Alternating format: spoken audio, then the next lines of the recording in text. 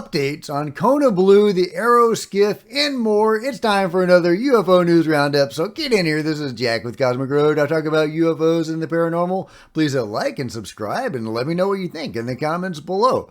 Okay, Danny Sheehan has some interesting words for us about Kona Blue. He's been able to dive into it a little bit, and he's got some interesting insights here, so let's give a listen.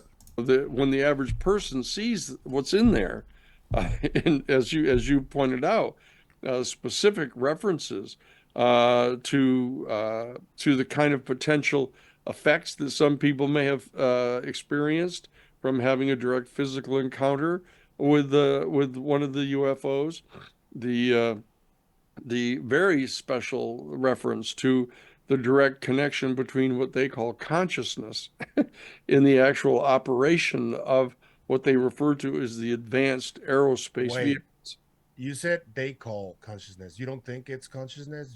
No. I'm saying the fact that they used the term, the fact that they used that term, in a document like that, an official government document, is extraordinarily interesting, because what you can tell is that this document contains an awful lot of information that is based upon the same set of assumptions that have been made by those of us in the UFO community.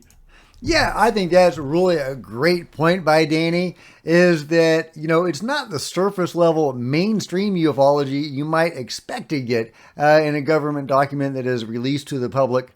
Maybe there's some UFOs, maybe we need to investigate. Now, it's talking about time travel and consciousness and all sorts of crazy stuff in the Kona Blue documents.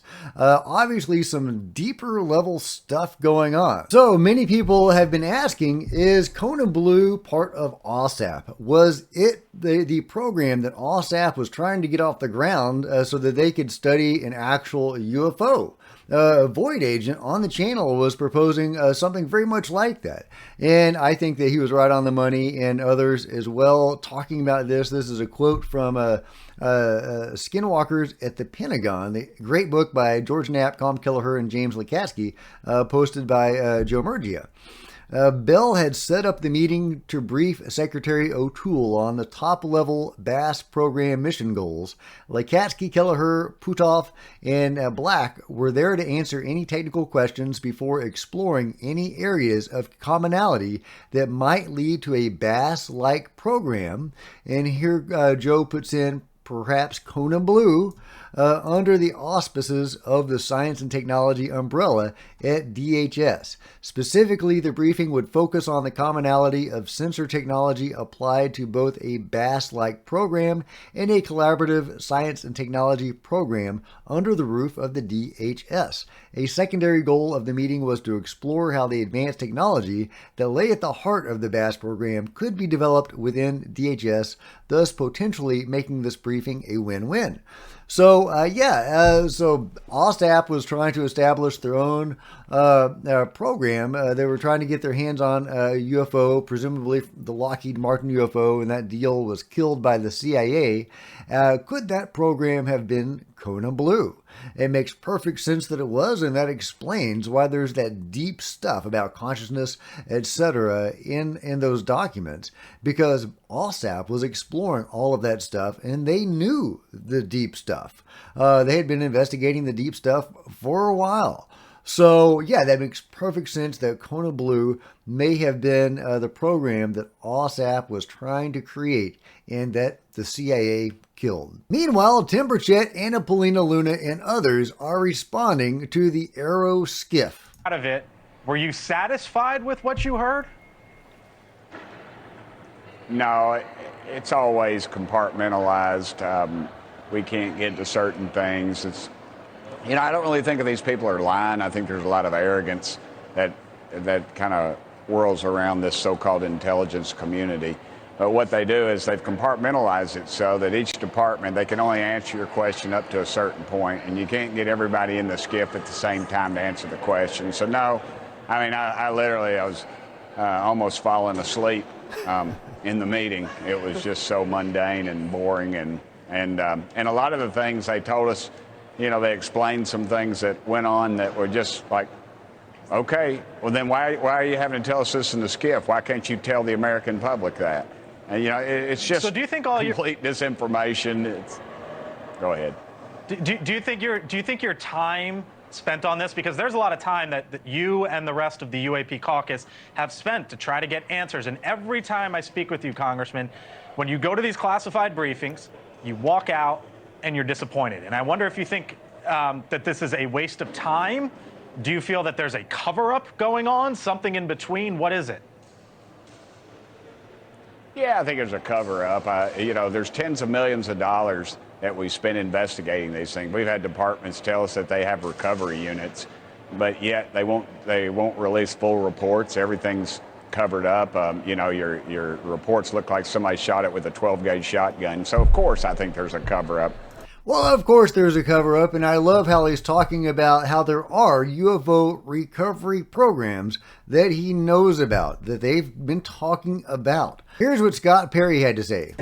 If they have information they're not going to tell us, they either don't know or it's so complicated, the process by which the information could be available is not going to be available. We can't even find out who is allowed to know.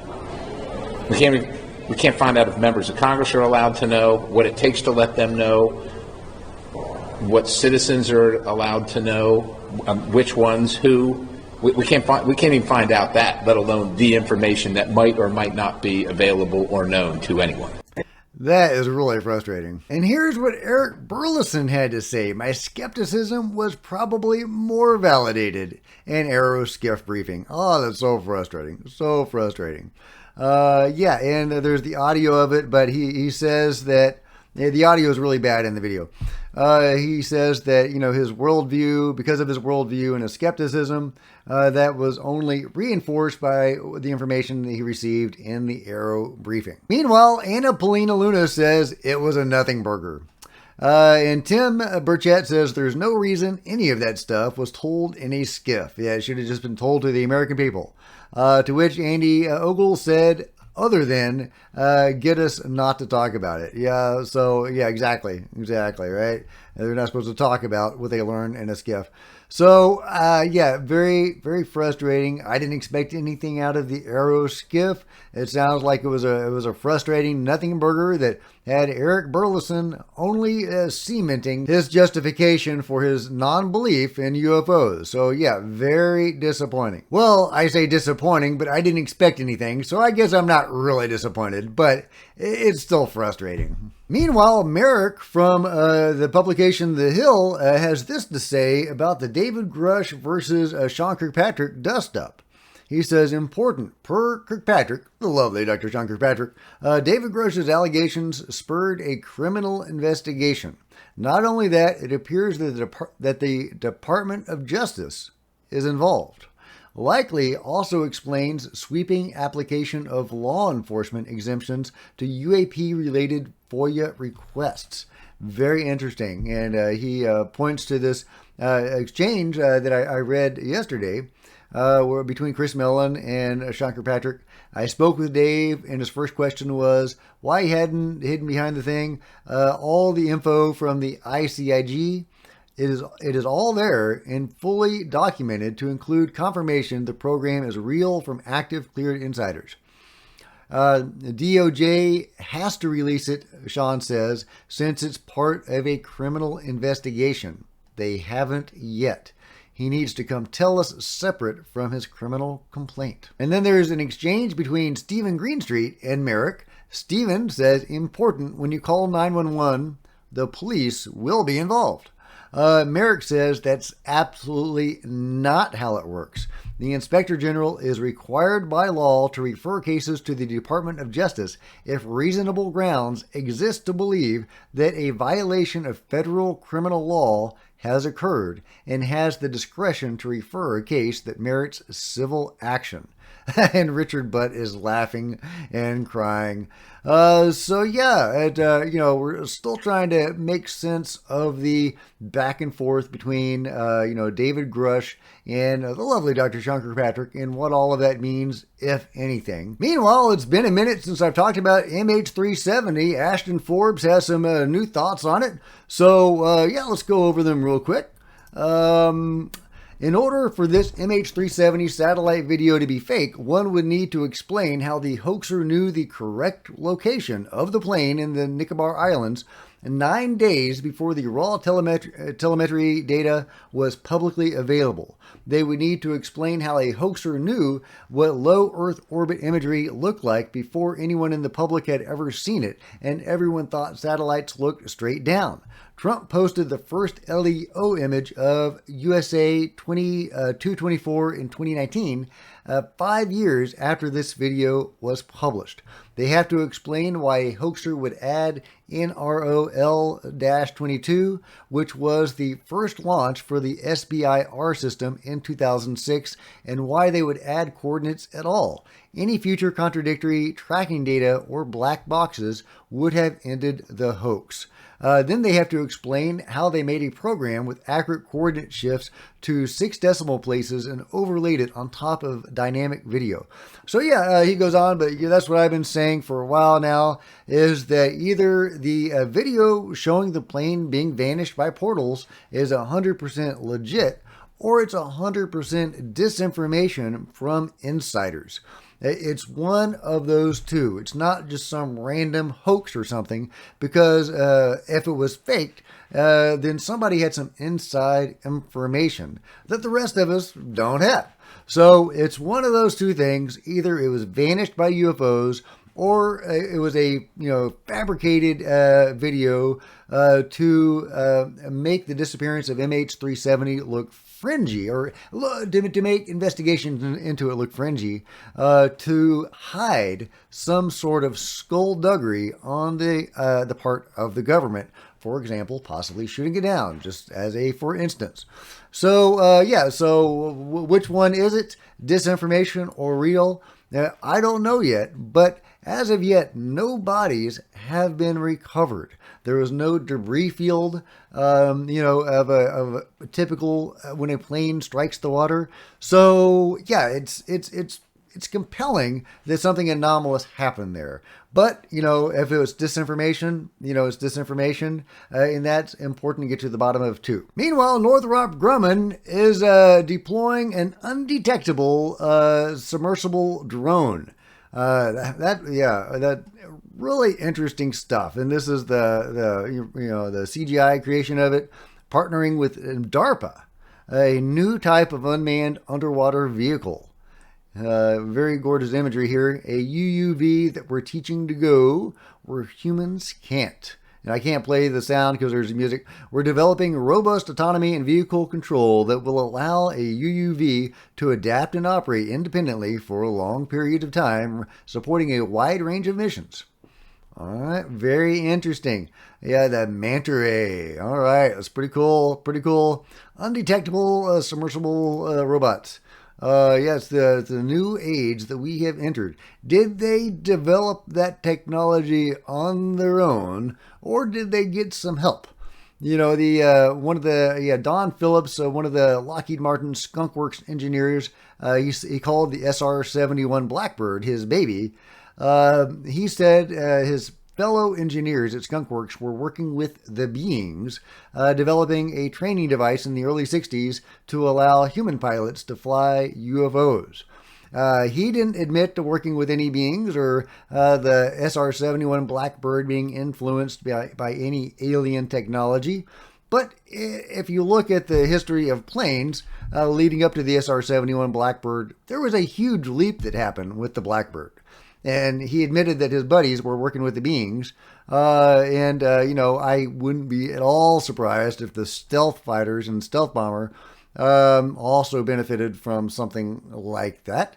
So could this have, or did we arrive at that technology independently? Let me know your thoughts in the comments below. Meanwhile, check this out from Gonzalo Chavez and Jaime Maussan. In a revealing interview, Jaime Maussan presented a non-magnetic metallic sphere found in Ciudad Victoria, Mexico in 1994. This object, composed of titanium, vanadium, and aluminum, astonishingly withstood temperatures over 5,000 degrees Celsius. It reportedly fell from the sky, tragically killing a cow near its landing site. And here is Jaime Maussan talking about it. Did the sphere fall from space? Yeah, this is very interesting. Check it out. Yeah, it was, yeah, it did not melt. Yep, exactly. Did not melt even 5,000 degrees, and it's made of all that stuff. It fell from space. I mean, the only explanation would be that. It comes from, I don't know, any scientist will tell you that they are tanks of something, okay? The truth is that it doesn't have a brand, a number, a letter, anything. We don't know where it was made. We don't know if it's from Earth or not. We know very little about it. So yeah, a crazy metal sphere that fell from the sky. What do you guys think? Is that alien? Is that, you know, something else? Is that man-made of somehow? You know, what are we looking at with that crazy metal sphere? Let me know your thoughts. Meanwhile, have you ever seen a bear chase horses? I have never seen a bear chase horses, but now that streak has ended, guys. There is a bear chasing horses, guys. Yeah, that's a new one on me. I didn't know that was a thing. Did those horses tick off that bear? Did they get between the bear and its baby? I don't know. Do bears eat horses? What is going on here? Maybe you bear experts in the audience can help me out. Last but not least, a really cool USO encounter relayed to us by Chris Lato. There's music playing, so I have to read it. But this is in 1987, a very interesting encounter from 1987.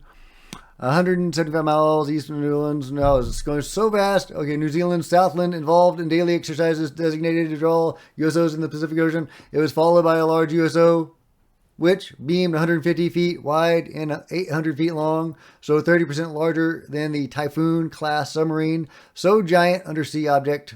The USO followed the Southland at a distance of 20 kilometers, so it was impacted with sonar. So actually, sonar was bouncing off this thing. It tried to shake the USO, making sharp turns. The 800-foot closed at the 20-kilometer distance in about 30 seconds. Wow. A minimum speed underwater of 500 miles per hour. A minimum acceleration of 4.5 Gs. USO did not interact with the water. However, sonar, which relies on pressure waves, measured this position and speed. So it didn't seem to be interacting with water. It was going super fast, making sharp turns, seeming to follow or pursue the ship, the human ship. But even though it wasn't interacting with water, seemingly radar could still bounce off of it. So very interesting USO encounter from 1987. What is going on under the waves? How extensive is the activity? Are they living down there? Are they coming and going from undersea cities? Subterranean cities just coming and going with the water as a medium? Oh, what do you think is going on there? Why is there so much activity in the water? Why was this particular object dogging this warship? What is going on, guys? Let me know your thoughts on that and everything else covered today in the comments below. And if you've enjoyed this video, please give me a big thumbs up. I would sure appreciate it. Smash the subscribe button and the bell to be notified of future videos. You don't want to miss a thing. Join me on social media, Facebook, Twitter, links below. Love to see you guys there. If you wanted to support Cosmic Road in a bigger way, consider grabbing a coffee mug or a t-shirt in the merch store below, or becoming a channel member, because channel members are rock stars and I really appreciate you guys' support. Thank you so much. Also, channel members frequently get to see videos hours ahead of everybody else. Meanwhile, there's plenty of other videos on the channel, and I'll see you guys next time. This is Jack with Cosmic Road, signing out.